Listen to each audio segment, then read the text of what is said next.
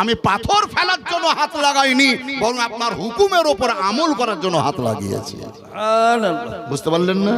তাহলে হুকুমের উপর আমল করা এটা হচ্ছে বড় আদব। আল আমরু ফাওকাল আদব, হুকুমের উপর আমল করো। রাত্রি 12টার সময়তেও যদি কোন সন্তানকে তার মা বলে, ভগবান বলার ওই নেতাজি মোড় থেকে আমাকে একটা আপেল কিনে এনে দে, মা যদি বলে, তো মা জানে যে ভগবান গোলায় রাত 12টার সময় নেতাজি মোড়ে কোনো ফলের দোকান খোলা থাকে না। এটা মা জানে, তার কারণ এলাকারই মেয়ে, সব জানে। কিন্তু তারপরেও যখন তোমার মা বলেছে তুমি ব্যাগ হাতে নাও, মোটরসাইকেল বাহির করো, চাবি ভরো, স্টার্ট করো, তোমার মায়ের কথার উপরে আমল করার জন্য বাড়ি থেকে বেরিয়ে যাও। আর যদি তুমি তোমার মাকে বলো বুড়ি হয়ে গেছে, জ্ঞান নাই, বুদ্ধি নাই, রাত 12টার সময় ফলের দোকান খোলা থাকে গে, হ্যাঁ হুঁশ বুদ্ধি তোর আছে না, নাই না পাগলি হয়ে গেলি, তার মানে কি হলো? আপনি আপনার মায়ের অবমাননা করলেন। রাত 12টাতেও যদি কোন স্বামী তার স্ত্রীকে কোন কর্ম করার জন্য আদেশ প্রদান করে, একটু চা করে দাও, দুটো ভাত রান্না করে দাও, একটু রুটি বানিয়ে দাও, তুমি পারবে না পারবে ওটা পরের কথা, কিন্তু পারবো না মুখ ফুটে বলিও না, এতে যেন সে কষ্ট পাবে, দুঃখ পাবে। আব্বা অথবা মা যদি আপনাকে আমাকে আদেশ প্রদান করে, আপনি পারবেন কি পারবেন না পরের কথা, কিন্তু তাদেরকে অ্যানসারে পারবো না কথাটা বলিয়েন না, তাহাদের আদেশের ওপরে আমল করেন। আমাদের নবী আকা মুস্তাফা আহমদ মুস্তাফা নবী মুহাম্মদুর রাসূলুল্লাহ, সবাই জোরে পড়েন সাল্লাল্লাহু তাআলা আলাইহি ওয়াসাল্লাম বললেন, আবু বকর তুমি মিহরাবে দাঁড়াও, আমি মসজিদে যেতে পারছি না, আমি শারীরিক দিক থেকে অসুস্থ, অতএব তুমি ইমামতি করো। হযরতে আবু বকর মিহরাবে দাঁড়িয়ে গেলেন, সাহাবায়ে কেরামগণ মুক্তাদি হয়ে নিচে পিছনে নামাজ পড়ছেন। আবু বকর সিদ্দিক নামাজের ইমামতি করলেন, নামাজ কমপ্লিট হয়ে গেল। নবী আমার দুনিয়াতেই ছিলেন, 17 ওয়াক্তের নামাজ আবু বকর পড়িয়েছেন। কত ওয়াক্তের বললাম? 17 ওয়াক্তের নামাজ তিনি পড়িয়েছেন নবীর বহল তবিয়তে থাকাকালীন, দুনিয়াতে থাকাকালীন। এই 17 ওয়াক্তের মধ্যে ধ্যান দিয়ে শুনবেন, হাদিস বলছে, গল্প নয়। 17 ওয়াক্তের মধ্যে কোনো একদিনের জোহরের ওয়াক্তের নামাজ আবু বকর সিদ্দিক নবীর নির্দেশ মোতাবেক তিনি ইমামতি করছেন, নামাজে দাঁড়িয়ে গেছেন। ইমামের পরে একটা লাইন, তারপরে একটা লাইন, তারপরে একটা লাইন, বড় মসজিদ।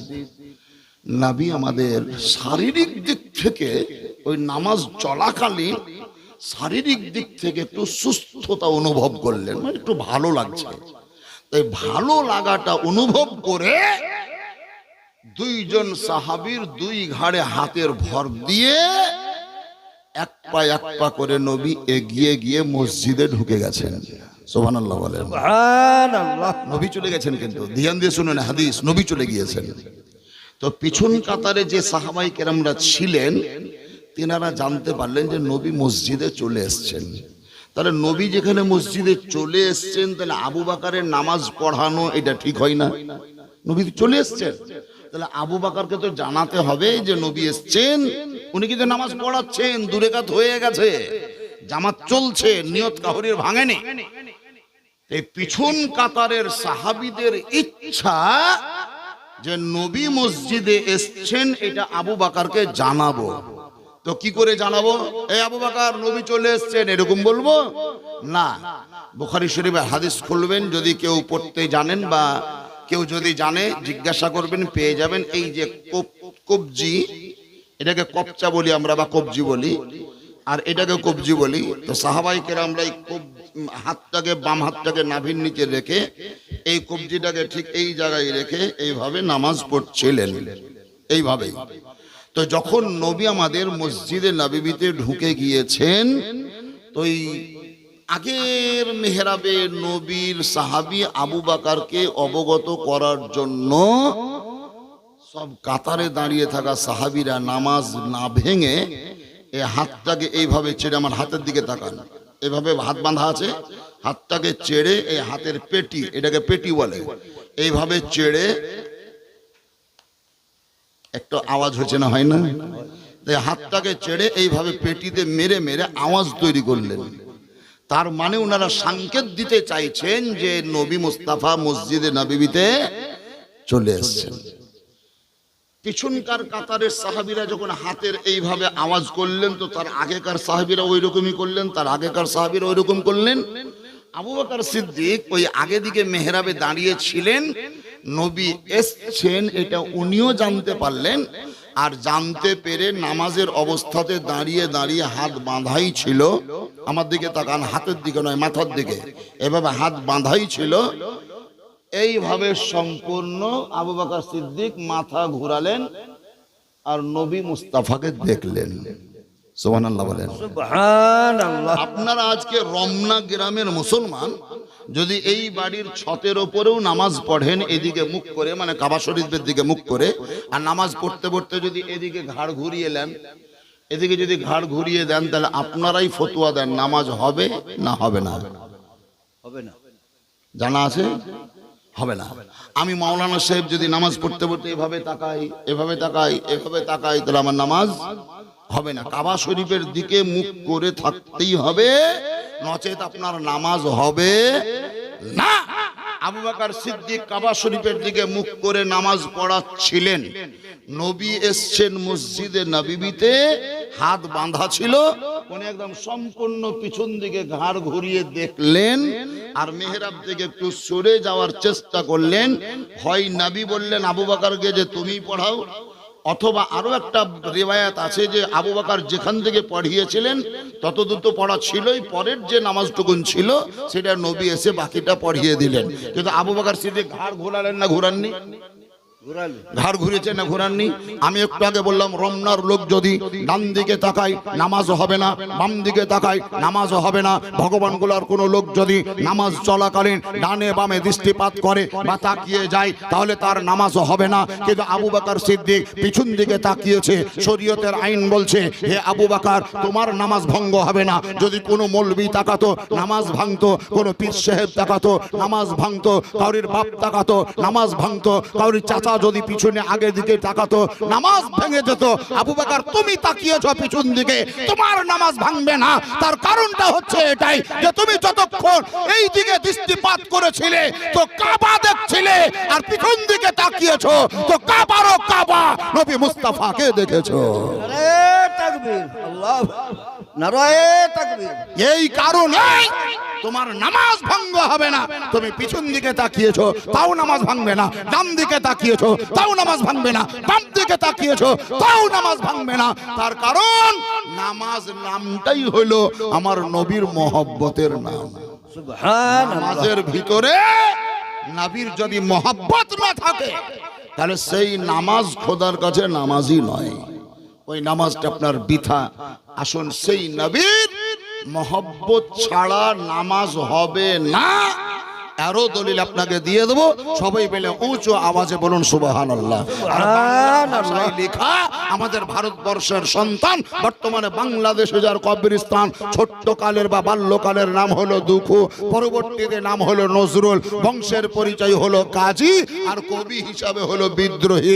সব মিলিয়ে নাম হলো বিদ্রোহী কবি কাজী নজরুল ইসলাম, বড় নাম। তারই লেখা গজল। এখন তো অনেক রকমের গজল উঠেছে, এক একটা গজলের দেখছি না মাথা, না মুরব্বি, না গুঁড়া, না আগাল, না বাহির, না ছেয়া, কিছুই নাই। কি যে গজলের সারমর্ম, কি যে অর্থ বুঝাই যায় না। কেউ তো লক্ষ্মী ভান্ডারের গজল গাইছে, কেউ তো বিড়ি বাঁধার গজল গাইছে, কেউ তো আবার ইকাল আর উকাল, কলিকাল কলিকালের গজল উঠেছে। এমন গজল গাহেন যে গজলের নবীর প্রশংসা থাকবে, এমন হামদ পড়েন যাতে আল্লাহর প্রশংসা থাকবে, যেখানে আপনার ঈমানি জাজবা বৃদ্ধি হবে এবং আপনার আমলের দিক থেকে নেকি বাড়বে। তো সেই নবীর শানে কবি নজরুল ইসলামের লেখা একটি বাংলা গজল আমি পরিবেশন করছি। আরো একবার জোরে হাত উঠিয়ে বলুন ইয়া রাসূলুল্লাহ। মুহাম্মদ তুমি গো খোদার পিয়ারা আমিনা মায়ের তুমি নয়নের তারা। সুবহানাল্লাহ বলুন। সুবহানাল্লাহ। প্রথম কলিটাতে শেষ বেলায় নয়নের তারা, এই জায়গাটাকে একটু জোরে সবাই মিলে আমার সঙ্গে মিলিত হয়ে পড়েন। মোহাম্মদ তুমি গো খোদার পিয়ারা আমিনা মায়ের তুমি নয়নেরি। মানে ওরা পড়ছে না পড়ে না বুঝতে পারি না।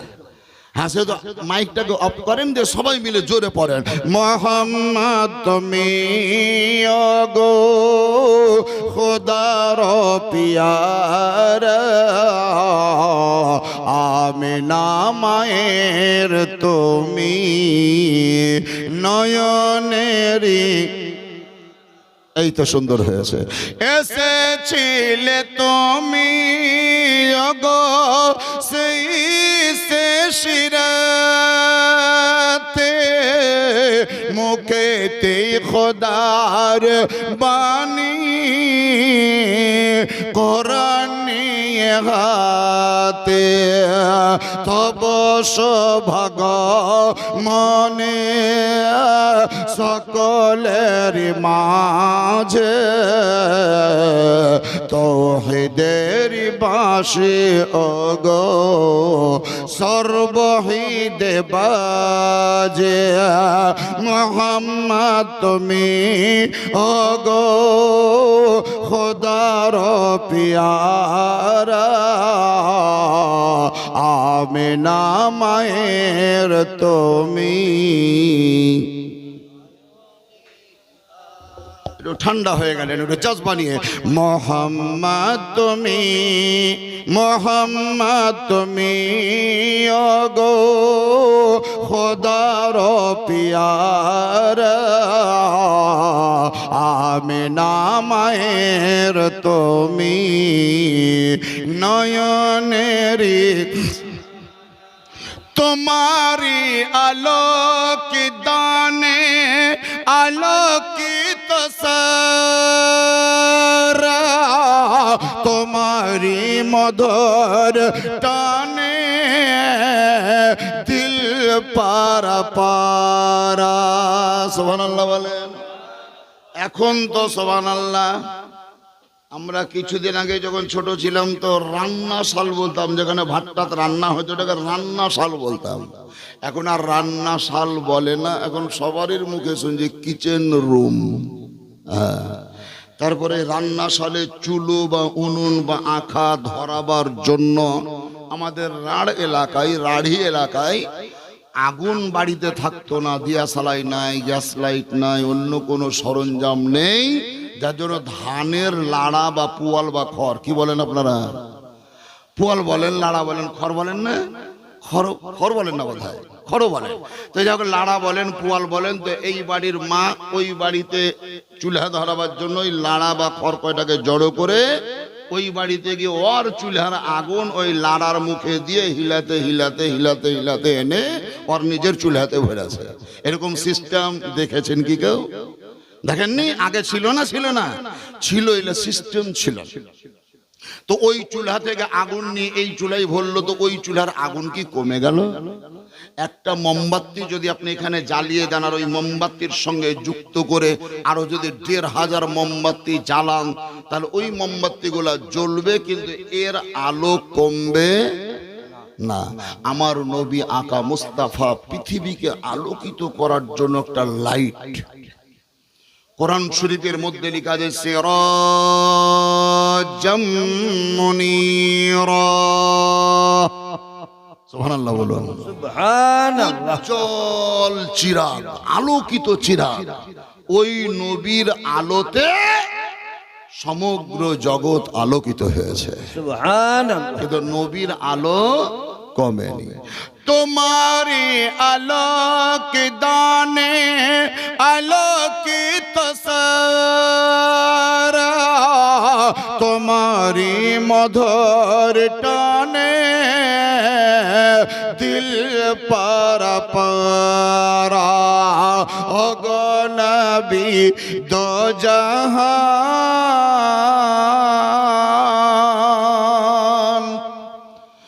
ওগো নবী দো জাহান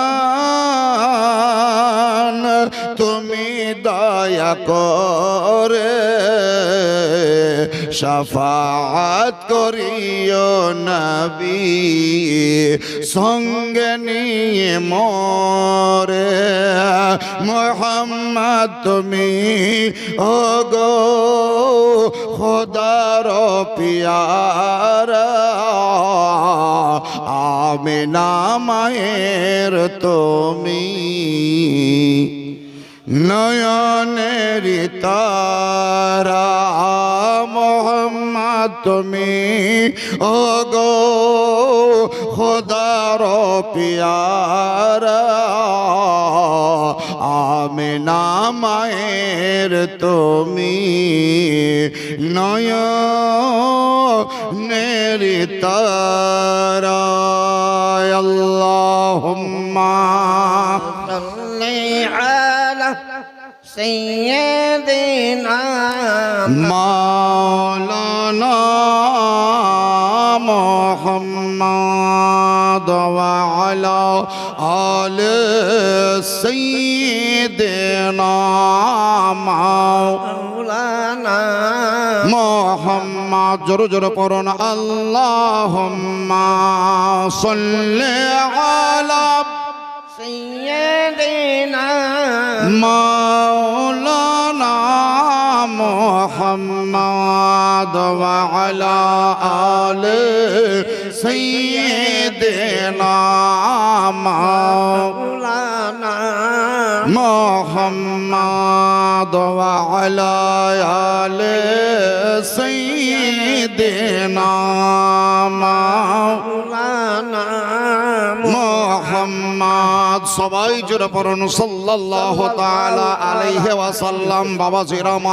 মা এবং বোনেরা যাহারা হাজী হিসাবে হজ করেছেন মক্কায় গিয়ে মদিনাতুল মুনাওয়ারায় গিয়ে ওই সমস্ত হাজীদের উদ্দেশ্যে যদি বলি তাহলে হয়তো বুঝতে পারবেন, আবার কেউ নাও বুঝতে পারেন।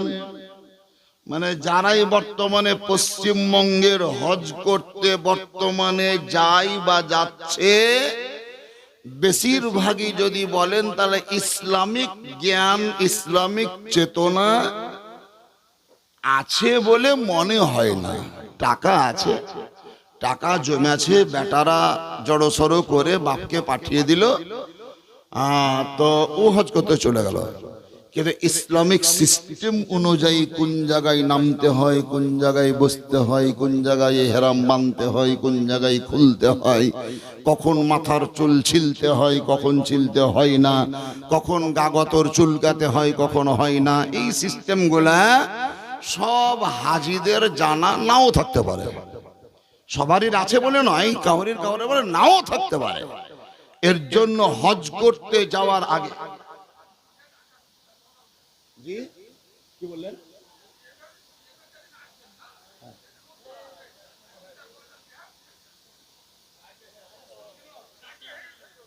রাত হয়ে গেছে, রাত হয়েছে এটা ঠিক না, চাচা মিথ্যা কথা বলেনি, এবারে সত্য কথা বলছে, এবারে রাত ঠিক বলছে।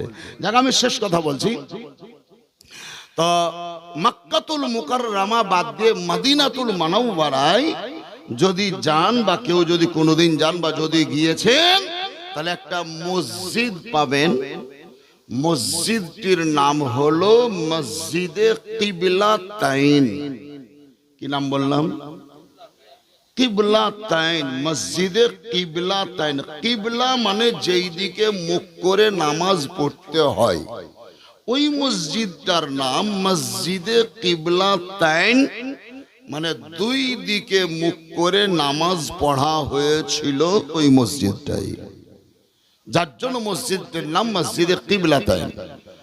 নবী করিম আকা মুস্তাফা সাল্লাল্লাহু আলাইহি সাল্লাম মক্কাতুল মুকাররমায় থাকাকালীন কাবা শরীফের দিকে মুখ করে নামাজ পড়তেন। কাবা শরীফের দিকে মুখ করে নামাজ পড়তেন। যখন তিনি মদিনায় চলে গেলেন তখন আল্লাহর হুকুম হলো যে হে নবী, কাবা শরীফের দিকে আপনি মুখ করে নামাজ পড়িয়েন না, ওই ফিলিস্তিনে অবস্থিত বাইতুল মুকাদ্দাসের দিকে মুখ করে নামাজ পড়েন। মসজিদে আকসা যাকে বলে, ওই মসজিদে আকসা ধরেন এই দিকে আর কাবা শরীফ এই দিকে, দিক আলাদা। এই দিকটা হলো এক দিক, এটা হলো আলাদা দিক। তো এই মদিনায় যাওয়ার পরে বাইতুল মুকাদ্দাসের দিকে নামাজ পড়ছেন, সাহাবায়ে কিরামদেরকেও পড়াচ্ছেন। কিন্তু নবীর মন, নবীর দিল, নবীর হৃদয়, নবীর প্রাণ সব সময় এটাই যেন তার চাহিদা যে বাইতুল মুকাদ্দাসের দিকে মুখ করে নামাজ পড়ছি, আল্লাহ যদি কাবা শরীফের দিকে মুখ করে নামাজ পড়ার হুকুম দিতেন তা আমি খুশি হতাম, আমি সন্তুষ্ট হতাম, আমি তৃপ্তি পেতাম, আমাকে ভালো লাগতো। এরকম প্রায় তিনার মনের মধ্যে গাওনা গাহে। ওই মসজিদটাই কোনো একদিন তিনি জোহরের নামাজ পড়াচ্ছেন, সাহাবায়ে কেরামরাও নবীর পিছনে দাঁড়িয়ে আছেন, আর নবী এইদিকে মুখ করে নামাজ পড়াচ্ছেন। নামাজ পড়ছেন নবী, কিন্তু ওই যে একটু আগে বললাম সূরা ফাতিহা যদিও তিনি তেলাওয়াত করছেন, অন্য সূরা নামাজে অ্যাড বা যোগ করছেন, রুকু করলেন, তার সাজদা করলেন, সব কমপ্লিট করছেন। 2 রাকাত নামাজ কমপ্লিট হয়ে গিয়েছে, তৃতীয় রাকাতের জন্য দাঁড়িয়ে গিয়েছেন মুখ এই দিকে। কিন্তু মনের চাহিদা কাবা শরীফের দিকে যদি মুখ করে নামাজ পড়ার হুকুম পেতাম তো শান্তি পেতাম।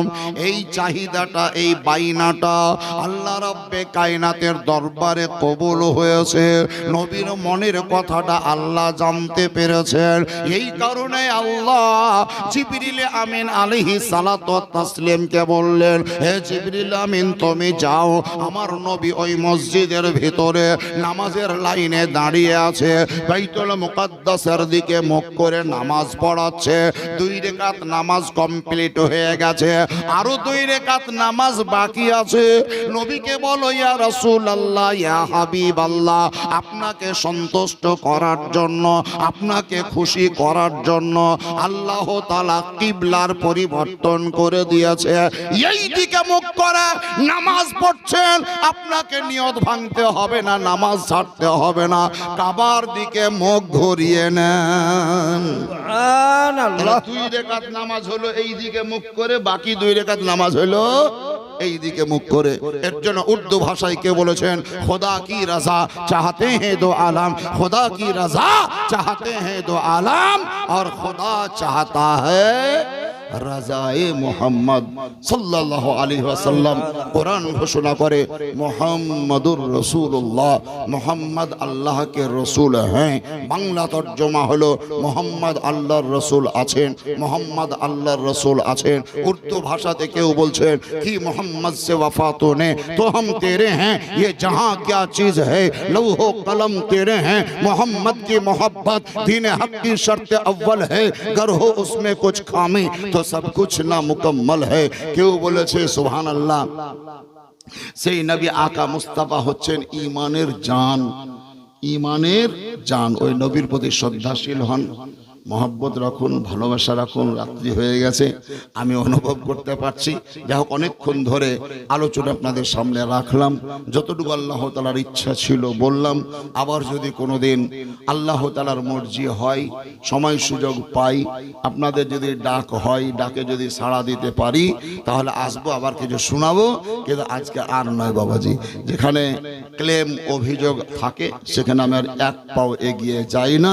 অতএব আল্লাহ তাআলা আমার আশাকে যেন কবুল করেন, আমার ভাষাকে যেন মঞ্জুর করেন, আমার বলা কথাগুলোকে যেন কবুল করেন। বলতে গিয়ে যদি কোনো মিস্টেক হয়ে থাকে, যদি ভ্রান্তি হয়ে থাকে, যদি কোনো ভুল হয়ে থাকে, কোরআন এবং হাদিসের বিবৃতি বর্ণনা, আল্লাহর কাছে ক্ষমা চাইব। আল্লাহ তাআলা যেন আমাদেরকে মাফ করে দেন। আর এমনি ভাষাগত দিক থেকে যদি কোনো ভাষায় কেউ মনের তরফ থেকে কষ্ট বা দুঃখ পেয়ে থাকেন, তাহলে আপনারা আমাকে ক্ষমা করে দেবেন। তার কারণ হায়াত মওতের মালিক আল্লাহ, আজ কাল নাই, কে কখন চলে যাবে এটা আপনি বলতে পারবেন না, আমিও বলতে পারবো না। সুবহানাল্লাহ, নিঃশ্বাসের বিশ্বাস নেই, এটাই মানুষের প্রবাদ বাক্য হিসেবে চলছে। অতএব বাবাজি, আপনারা আমল তৈরি করুন, নেক আমল করুন, ঈমানকে সুরক্ষিত রাখুন, আল্লাহর উপর ভরসা রাখুন। আর যখনই নামাজের পার্টিতে দাঁড়াবেন, নামাজ শেষ করবেন, হাত উঠে আল্লাহর কাছে একটা দোয়া করুন, ইয়া রব্বে কায়নাত, পৃথিবীর মাঝে যেখানে যেখানে নারী পুরুষ মুসলমান বসবাস করছে, প্রত্যেকটা মুসলমানের ঈমান এবং আমলের হেফাজত করিও। আর আল্লাহ কোন আপদ বিপদ যদি দাও, তাহলে আমি বাধা দিব না, তুমি দাও, কিন্তু সহ্য করার শক্তি দিও, সহ্য করার শক্তি দিও। কোন জায়গায় জান বাঁচাবার জন্য যেন ঈমান দিতে না হয়, বরং ঈমান বাঁচাবার জন্য যেন জান দিতে পারি। জোরে বলুন আল্লাহুম্মা আমিন, সুম্মা আমিন। ওয়া আখিরু দাওয়ানা আনিল হামদুলিল্লাহি রাব্বিল আলামিন। আমার ভাষাতে, আমার কথাতে কেউ কষ্ট দুঃখ পেয়ে থাকলে ক্ষমা করে দেবেন। আসসালামু আলাইকুম ওয়া রাহমাতুল্লাহি ওয়া বারাকাতুহু। এতক্ষণ বসে বসে আমরা নবীর প্রতি দরুদ পাঠ করলাম।